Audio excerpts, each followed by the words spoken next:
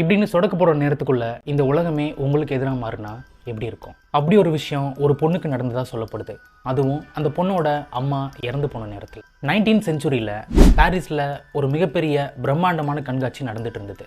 அதை பார்க்கறதுக்காக அந்த அம்மாவும் பொண்ணும் பிரிட்டன்லேருந்து பாரிஸ்க்கு போகிறாங்க. பாரிஸில் இருக்கிற ஹோட்டல் ரிட்ஸ் அப்படின்ற இடத்துல ரூம் புக் பண்ணி தங்குறாங்க. அது வரைக்கும் எல்லாமே நார்மலாக தான் போயிட்டு இருந்தது.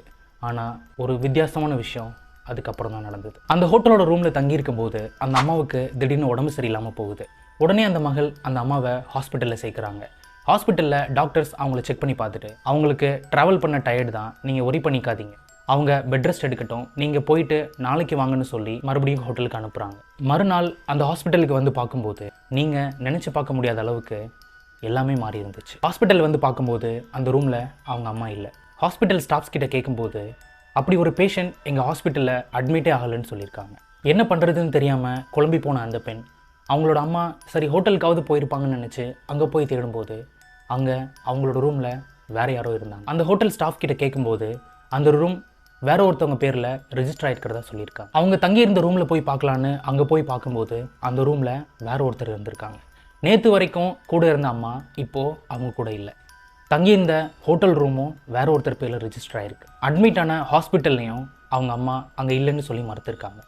பயந்து போன அவங்க பிரிட்டிஷ் எம்பசியில் போய் கம்ப்ளைண்ட் பண்ணுறாங்க. எம்பசியில் தனக்கு நடந்த எல்லா விஷயத்தையும் கிளியராக சொல்கிறாங்க. அவங்க பிரிட்டன்லேருந்து பாரிஸ் வந்தது, அந்த ஹோட்டல் ரூமை புக் பண்ணது, அந்த ரூம் நம்பர், அந்த ரூமில் இருந்த வால்பேப்பர், கிளாக், அங்கே இருந்த ஒரு மிரரில் இருந்த ஒரு சின்ன கீறல் வரைக்கும் எல்லாத்தையும் கிளியராக எக்ஸ்பிளைன் பண்ணுறாங்க. எம்பசியில் இருந்த ஒரு ஆஃபீஸர் அந்த ஹோட்டலுக்கு வந்து அங்கே இருந்த ஒரு ஸ்டாஃப்க்கு கொஞ்சம் பணம் கொடுத்து அந்த ரூமை செக் பண்ண உள்ளே போகிறார். அந்த ரூமில் எல்லாமே புதுசாக இருந்தது. அந்த ரூமில் இருந்த வாலோட ஸ்டிக்கரை பிரித்து பார்க்கும்போது அதுக்கு பின்னாடி வேற ஒரு வால்பேப்பர் இருந்தது.